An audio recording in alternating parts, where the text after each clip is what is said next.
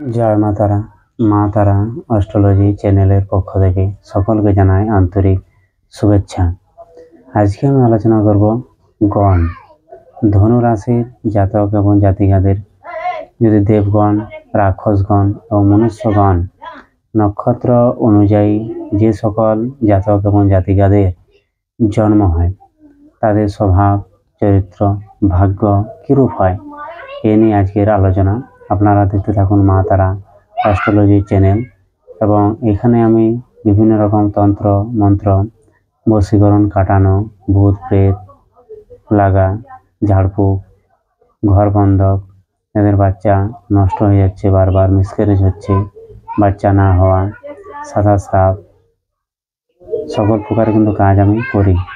আমার স্ক্রিনে দেওয়া নাম্বারে আপনারা যোগাযোগ করতে পারেন। নাহলে পশ্চিম মেদিনীপুর এবং পূর্ব মেদিনীপুর আমি দুই জায়গাতেই চেম্বার করি, ওইখানেও আপনারা আমার সাথে সরাসরি যোগাযোগ করে নিতে পারবেন। জয় মা তারা। মানুষের জীবনে নানা বিষয় যেমন ওতপ্রোতভাবে জড়িয়ে থাকে, সেরকম জন্মরাশি ও গণের সাথে মানুষের জীবন কিন্তু ভাগ্য, স্বভাব এবং চরিত্র কিন্তু জড়িয়ে থাকে। বৈদিক জ্যোতিষ অনুসারে ব্যক্তির গণ যা হবে সেই অনুযায়ী মানুষের স্বভাব হবে। রাশি যেমন মানুষের ভাগ্যকে কন্ট্রোল করে, ঠিক তেমনই গণ কিন্তু মানুষের ভাগ্য চক্রকে কিন্তু কন্ট্রোল করে। দেবগণ মানুষের গণের সব সময় বিচার কিন্তু জন্মকুষ্ঠির নক্ষত্র অনুযায়ী হয়ে থাকে। যেমন অশ্বিনী নক্ষত্র, রেবতী নক্ষত্র, পুষ্যা নক্ষত্র, হস্তা নক্ষত্র, পুনর্বসু নক্ষত্র, অনুরাধা নক্ষত্র, শ্রবণা নক্ষত্র ও স্বাতী নক্ষত্রে যে সকল জাতক এবং জাতিকারা জন্মগ্রহণ করেন তাদের কিন্তু দেবগণ হয়। এই দেবগণের যদি আমি চরিত্র সম্বন্ধে সংক্ষেপে কিছু কথা বলি, দেবগণের মানুষ কিন্তু খুবই সহজ সরল প্রকৃতির হয়, সাদা সিধা মানুষ হয়। এরা স্ট্রেট ফরওয়ার্ড কথা বলতে ভালোবাসে, মানুষের উপকার করতে ভালোবাসে, মানুষের দুঃখ দুর্দশারা দেখতে পারে না।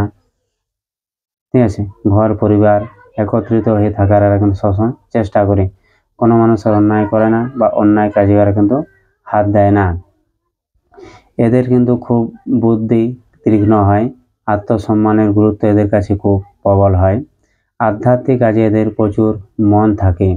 এরা সহজে মানুষের কোনো ক্ষতি করে না, কিন্তু এদের জীবনে ভাগ্য উন্নতিতে প্রবল কিন্তু বাধা হয়।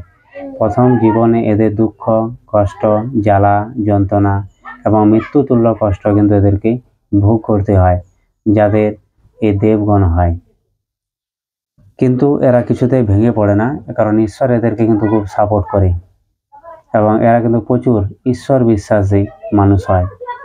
এবং নরগণ যারা পূর্ব ফাল্গুনী নক্ষত্র, পূর্বাষাঢ়া নক্ষত্র, পূর্ব ভাদ্রপদ নক্ষত্র, উত্তরষাঢ়া নক্ষত্র, উত্তর ভাদ্রপদ নক্ষত্র, আদ্রা নক্ষত্র, রোহিণী নক্ষত্র, ভরণী নক্ষত্র যাদের জন্ম হয় সেই সকল ব্যক্তিদের কিন্তু নরগণ হয় বা মনুষ্যগণ হয়।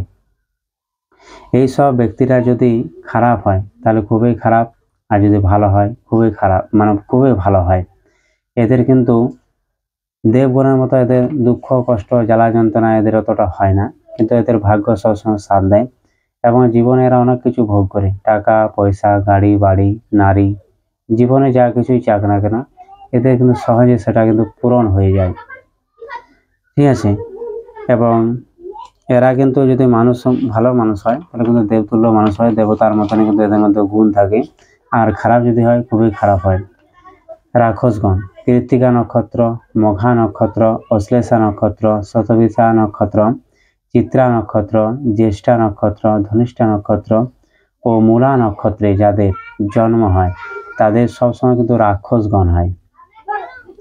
এদের চরিত্র কিন্তু এরা হঠাৎ রেগে যায় এবং এদের যতই বুদ্ধি থাকুক কিন্তু এরা তা মূর্খর মতন কাজ করে এবং এরা সবসময় মাথা খাটিয়ে খুব চালাকির সম্বন্ধে কিন্তু কাজ করার চেষ্টা করে এবং নিজের স্বার্থের জন্য অপরের কিন্তু বলি এরা চড়িয়ে দিতে পারে। এরা অপরের ক্ষতি করার জন্য কিন্তু দ্বিতীয়বার কিন্তু ভাববে না, সবসময় কিন্তু এরা স্বার্থপর ব্যক্তি থাকে এবং এদেরকে কিন্তু খুব চেনা খুবই মুশকিল হয়ে যায়। সহজে কিন্তু এদেরকে কিন্তু চেনা যায় না, কারণ এদের মুখে এক মনে আর এক। তার জন্য প্রত্যেকটা মানুষের চরিত্র কিন্তু এই গণ হিসাবে কিন্তু জোড়া হয়। আপনারা অবশ্যই বুঝতে পারবেন যদি আপনারা নিজেদের গণ জানতে পারেন, তাহলে কিন্তু অপর মানুষকে চিনতেও পারবেন এবং নিজের সম্বন্ধে কোনো কিছু জানতেও আপনারা পারবেন। এই বলে এখানে ভিডিওটা শেষ করছি। জয় মা তারা।